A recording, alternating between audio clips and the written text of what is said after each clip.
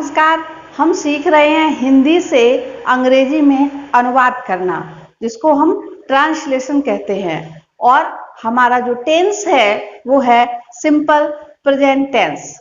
Simple present tense में अभी तक अफर्मेटिव, निगेटिव और इंटेरोगेटिव सेंटेंसेस हम सीख चुके हैं और आज हमको सीखना है इंटेरोगेटिव एंड निगेटिव सेंटेंसेस। हम यहाँ पर दो वाक्य लिखते हैं। पहला, क्या तुम खुश नहीं हो? और दूसरा वाक्य लिख रहे हैं, तुम खुश क्यों नहीं हो? दोनों ही वाक्य कैसे हैं? प्रश्नवाचक हैं। इसमें लिखा हुआ है क्यों और इसमें लिखा है क्या। आप प्रश्नवाचक वाक्य प्रीवियस वीडियो में समझ चुके हैं कि प्रश्नवाचक वाक्य कैसे होते हैं। इंटेरोगेटिव सेंटेंसेस दो प्रकार के होते हैं। एक तो वो जिसमें क्या शुरू में लिखा हो और दूसरा वो जिसमें प्रश्नवाचक शब्द वाक्य के बीच में हो। तो हम इन वाक्यों में देखते हैं कि प्रश्न के साथ साथ इन वाक्यों में आपको क्या मिल रहा है, एक शब्द और मिल रहा है, वो क्या है? नहीं। जैसा कि नेगेटिव सेंटेंसेस में आपने सीखा था कि नेगेटिव सेंटेंसेस यानी नकारात्मक वाक्य जिनमें नहीं शब्द का होना पाया जाता है, यानी स्थिति का नहीं होना पाया जाता है। आपने इंटेरोगेटिव सेंटेंसेस में सीखा था कि यदि किसी सेंटेंस में क्या आरंभ में हो तो उस सेंटेंस की जो वर्ब होगी उसको हम क्या करेंगे? आरंभ में लिखेंगे। तो यहाँ पर जो हमारा सब्जेक्ट क्या है, यहाँ पर इस सेंटेंस में सब्जेक्ट क्या है? तुम। तुमको इंग्लिश में क्या लिखते हैं? यू। और इसके लिए जो वर्ब आएगी वो क्या आएगी? आर।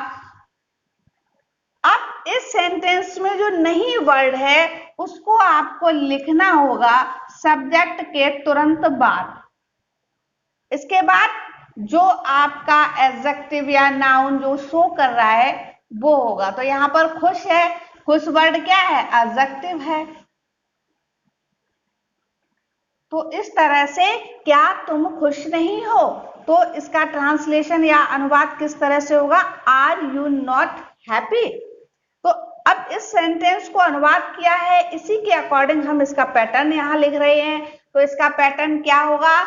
आर क्या है? वर्ब है। क्या है? वर्ब। उसके बाद आपने लिखा यू, तो ये आर क्या है? वर्ब है। यू क्या है? सब्जेक्ट है। यू क्या है? सब्जेक्ट है।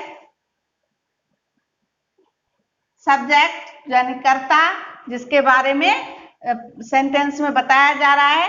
और उसके बाद आपने क्या लगाया है? यहाँ पर नॉट लगाया है। नहीं के लिए जो शब्द है वो लगाया है क्या? नॉट। इसके बाद आपने लिखा क्या? Object plus other words.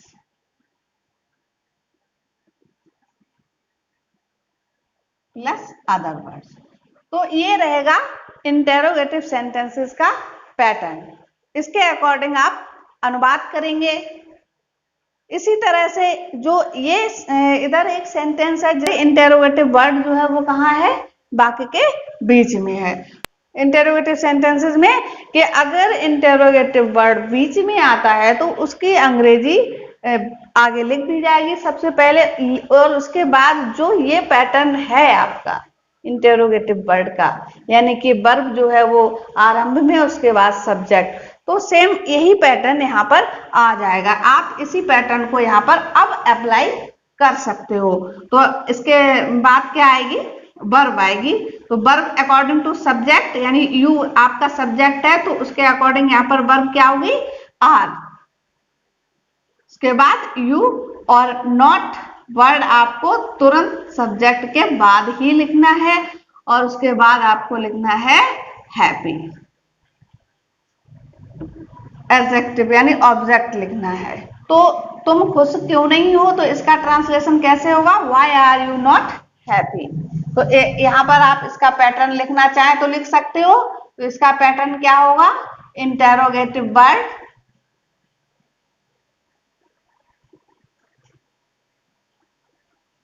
Interrogative word plus verb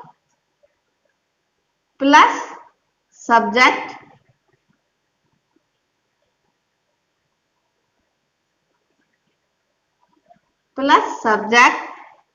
plus not, subject के बाद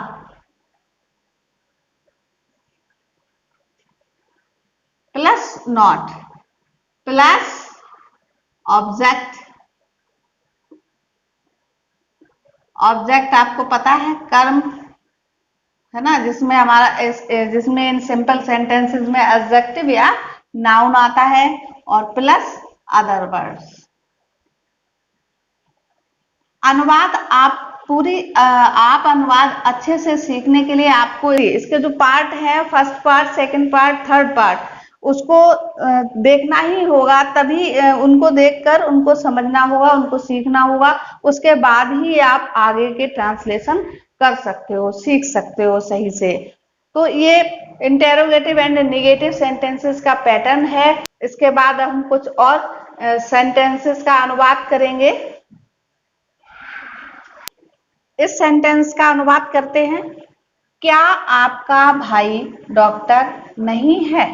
तो क्या आरंभ में है वाक्य के, तो आपको क्या करना है, इसकी जो वर्ब है पैटर्न की, और आपको पता है आपके इसमें जो वर्ब है वो कौन सी है, इज या एम या फिर आर, ये वर्ब है आपके। क्यों?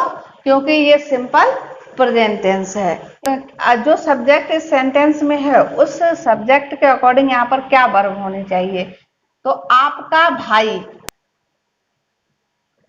Your brother, your brother, your brother के साथ वर्ब कौन सी आएगी, इज।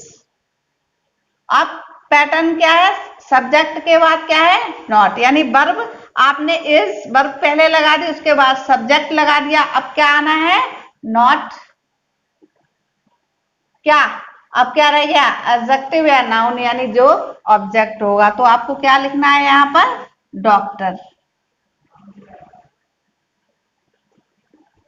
इस तरह से, क्या आपका भाई डॉक्टर नहीं है, तो is your brother not doctor. इसका ट्रांसलेशन कैसे होगा, is your brother not doctor. Next देखिए, क्या माताजी स्वस्थ नहीं है, तो माताजी, मदर, अब वर्ब लगनी है यहाँ पर क्योंकि क्या आरंभ में है, तो इज मदर, और सब्जेक्ट के बाद क्या आना है, नॉट, स्वस्थ का हेल्दी। तो इस तरह से बहुत ही आसान है हिंदी से अंग्रेजी में अनुवाद करना। क्या राधा तुम्हारी दोस्त नहीं है? राधा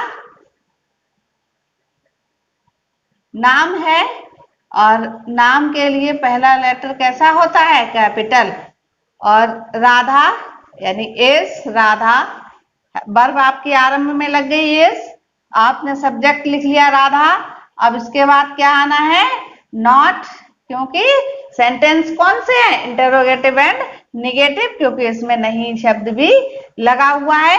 यहाँ पर आपको नॉट जो है वो सब्जेक्ट के बाद लगाना है, जबकि निगेटिव सेंटेंसेस में जो नॉट है वो कहाँ लगाना होता है, वर्ब के बाद लगाना होता है। निगेटिव सेंटेंस का पैटर्न क्या है, subject plus verb plus not. अब देखते हैं यहाँ पर, इसके बाद क्या आना है, ऑब्जेक्ट। तो ऑब्जेक्ट इसमें क्या बचा है, तुम्हारी दोस्त, तुम्हारी दोस्त, योर फ्रेंड। इस तरह से, is Radha not your friend.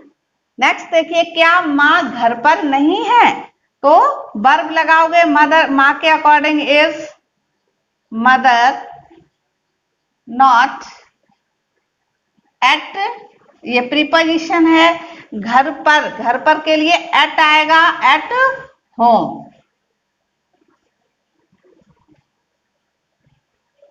तो ये सेंटेंस कौन से थे जिसमें स्टार्टिंग में आरंभ में क्या लगा हुआ है। अब ये सेंटेंस कैसे हैं जिनमें प्रश्नवाचक शब्द यानी इंटेरोगेटिव वर्ड वाक्य के बीच में है। तो इनको अनुवाद करते हैं।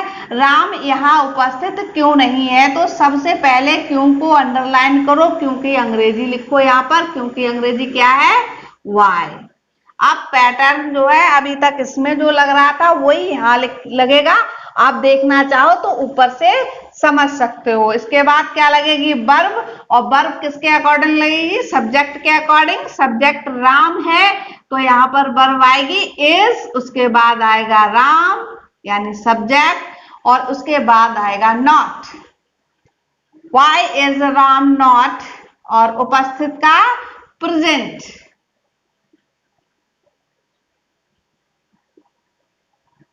यहां के लिए आता है, यहां शब्द आया है तो ये क्या है, अदर वर्ड। यहां पर देखिए अदर वर्ड्स लिखा है, तो इसके लिए आप क्या लिखोगे, हियर। तो इस तरह से राम यहाँ उपस्थित क्यों नहीं है, तो why is Ram not present here.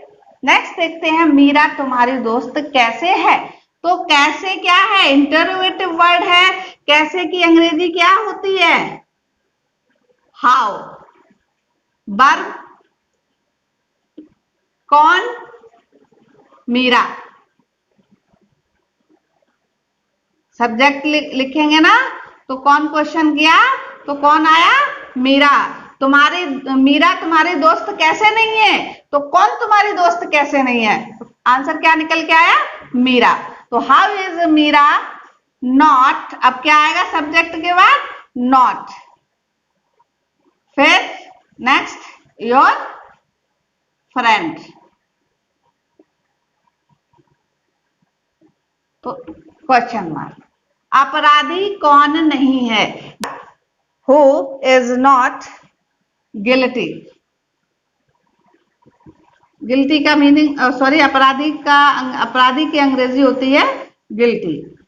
तो इस तरह से सेंटेंस होगा कि अपराधी कौन नहीं है, तो हु इज नॉट गिल्टी।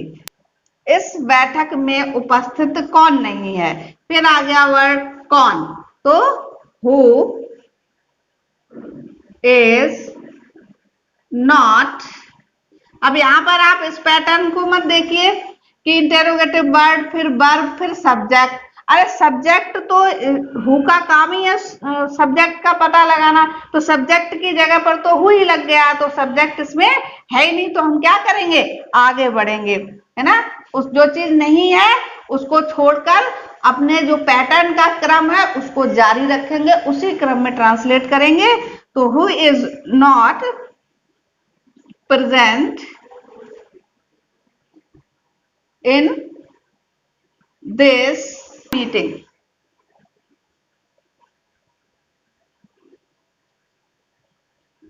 तो इस तरह से बहुत ही आसान सिंपल सेंटेंसेस के द्वारा हम अनुवाद करेंगे, और ये अनुवाद इसी क्रम में जारी रहेंगे। सिंपल प्रेजेंट टेंस के आपने affirmative, negative, interrogative and negative sentences, ये आपने 4 पार्ट में आपने सीख लिए हैं। अब इसके बाद नेक्स्ट जो वीडियो बनेगा वो उसमें भी सिंपल सेंटेंसेस ही होंगे, लेकिन किसके होंगे, पास्ट टेंस के। प्रेजेंट टेंस के बाद क्या आता है, पास्ट टेंस। तो अभी तक अगर आप नए हो, आपने चैनल सब्सक्राइब ना किया हो, तो उसको करिए ताकि आपके पास नेक्स्ट वीडियो का नोटिफिकेशन पहुंच जाए। धन्यवाद।